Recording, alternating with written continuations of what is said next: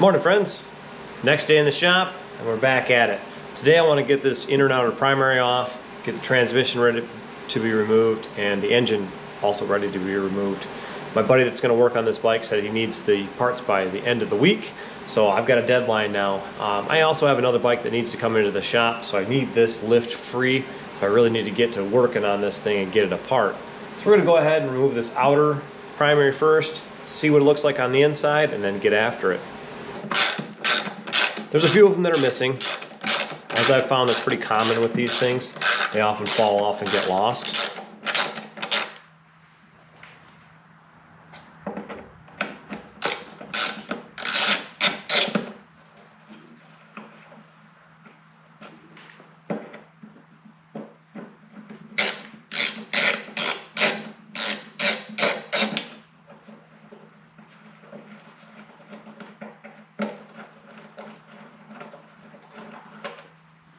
It's funny because some of these are really loose and some of them, I suspect are going to be really tight.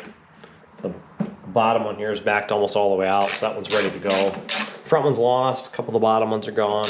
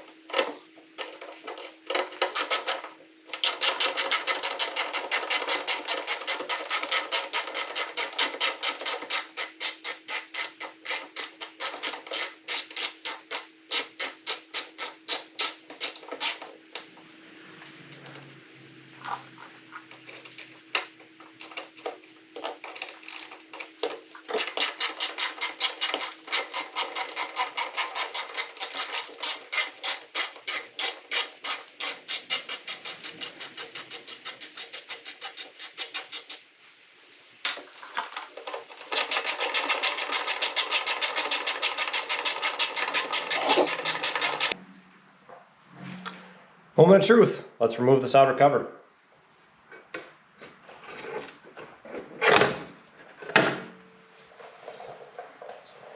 And someone has converted this to a belt drive. It's pretty gross in there, honestly. There's a lot of oil in here, and I can see that the belt is permeated in oil, so that belt is probably not any good.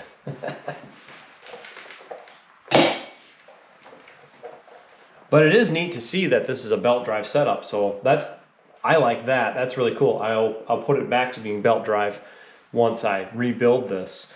I'd like to figure out where the oil's coming in at. It must be coming in from the main seal here, I'm thinking, and leaking into the case here. That's got to be the issue. If that's the case, then I know I've got an issue there where it is leaking oil, and obviously the belt drive wouldn't have functioned very well for very long if that's the case.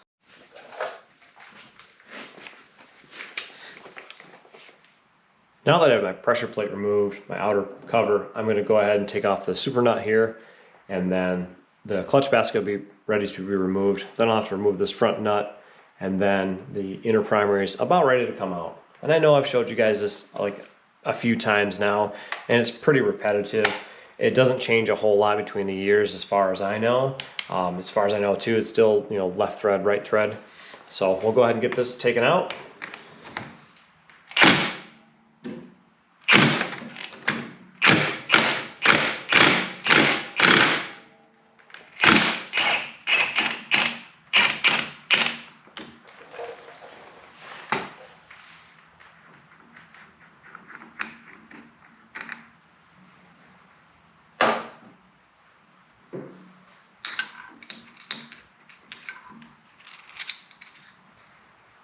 All right, that removes that, and then we'll go ahead and work on this front hub.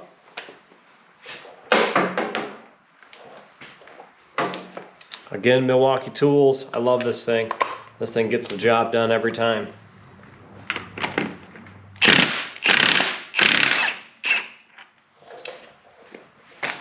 Just makes removing this stuff so much easier.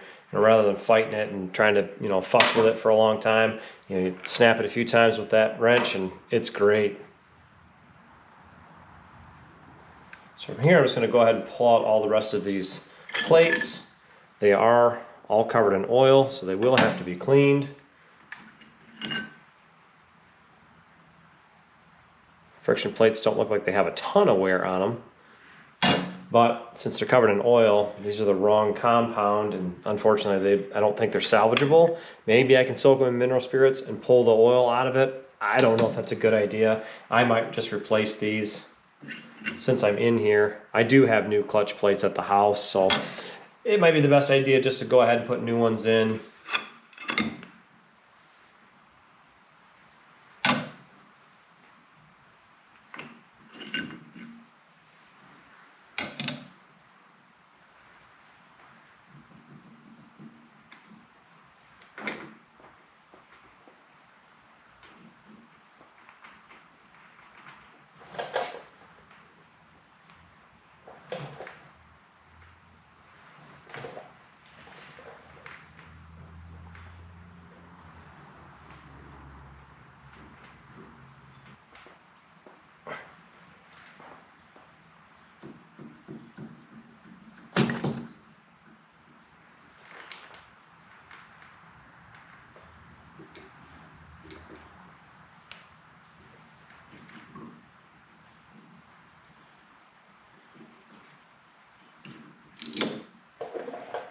Of course, there's the clutch basket.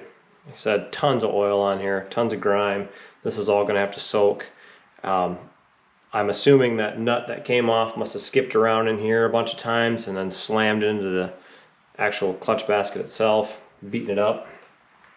Surprised I haven't seen it yet. Unfortunately, it did ruin the belt too. Not that the belt's any good, it's covered in oil, so I know that this belt's shot as well. I'll order a new belt there.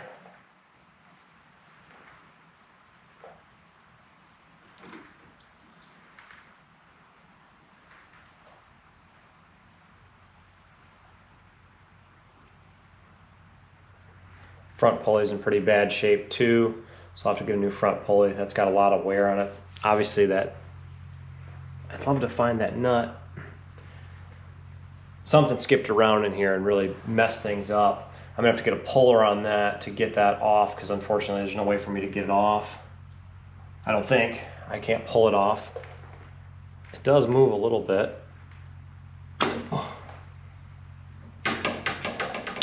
Yeah, as you can probably see on here, it's really chewed up. It's not something I think I want to run again. I don't think it's in good shape. So I'll have to find a front pulley. I'm assuming this is the seal that's leaking. It's got to be. That's got to be where the oil's coming from, because I don't think this is. It's engine oil. It's not transmission fluid. I don't think. It doesn't smell like transmission fluid unless someone put engine oil in the transmission, and I've seen that done before.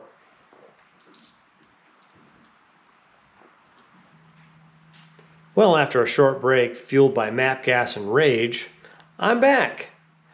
Anyway, the clutch hub was absolutely stuck to this thing. It did not want to come off. You can see this thing, probably can't see it in the camera there, but if you'll look, it's really dark. So everything had fused together real well. I ruined one puller. I got a little smaller puller on there. Of course, put a little pressure on, put a little heat to it, put a little more pressure on, a little more heat to it, a little bit of free, and then actually I knew I was ruining that 5-finger hub anyway, so I was actually tapping on the tines with a dead blow just to kind of get things to move around and just kind of heat, beat, repeat, unfortunately. So I'll be replacing that. I didn't want to wreck it, but I didn't know what else to do because there was no way to get it off. But now, finally, this inner primary should be ready to come off. There were 3 bolts, of course, in the front here. Those actually hold the front of the inner onto the engine. Those I had already taken out. I was doing a two-handed job here of heating and wrenching just to keep myself going. So now we should be able to pull this off of here. I don't think there's anything else holding it in place. Maybe I'm lying. I forgot, there's one more tab on the bottom. I always forget that one.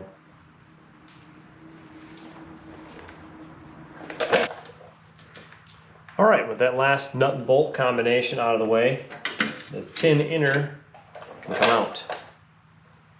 Obviously it's a little messed up from the chain, though. Okay, well that's kind of neat. The holes in the back actually had duct tape over them to close them up for the oiling system. Never seen that before.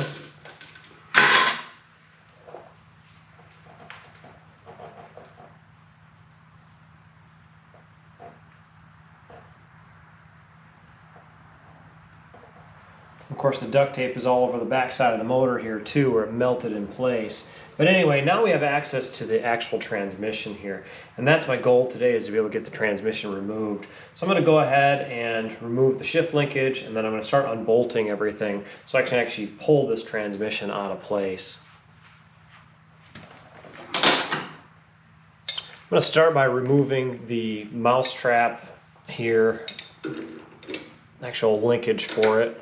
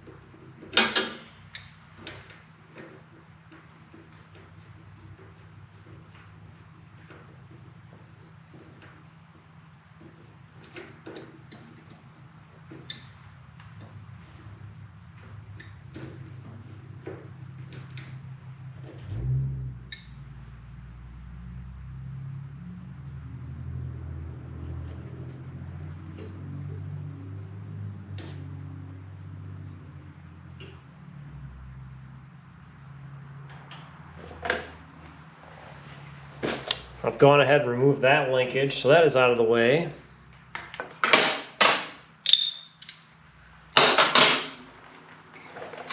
Next, we're going to remove the actual shift linkage itself from the transmission. Got a cotter pin in there.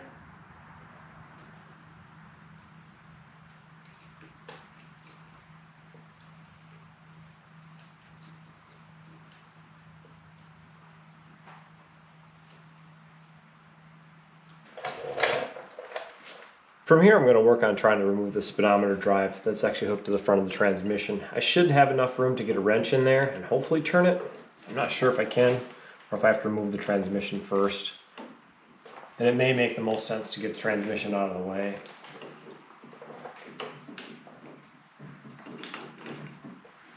Yep, we're going to remove the transmission before I start moving that. Hopefully I can shift the transmission far enough this way and then loosen that nut. So we're going to work on getting these bolts out of the transmission plate here. I believe they're all 9/16. They should be.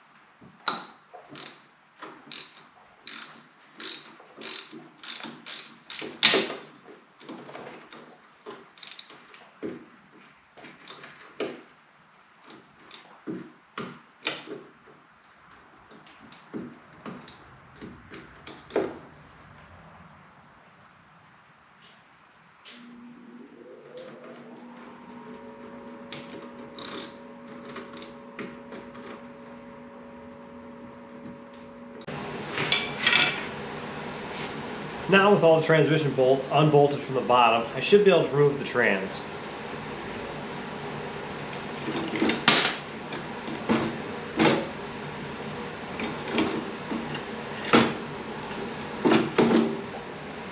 Now I should have just enough room to be able to get the speedometer cable removed from the transmission. So I'm going to work on that next.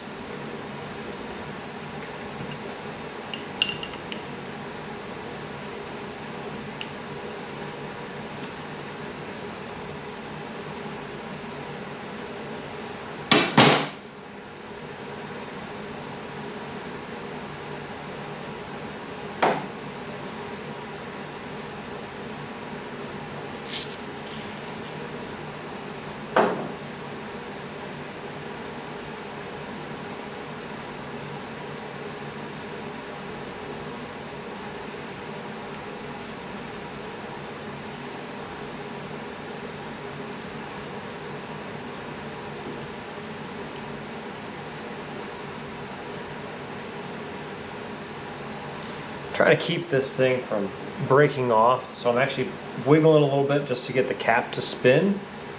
I know that's probably not the right way to do it, but I don't know a better way, and I don't want to snap the cable if I don't have to. There we are. Transmission cable has been removed. Now all I got to do is pull the trans.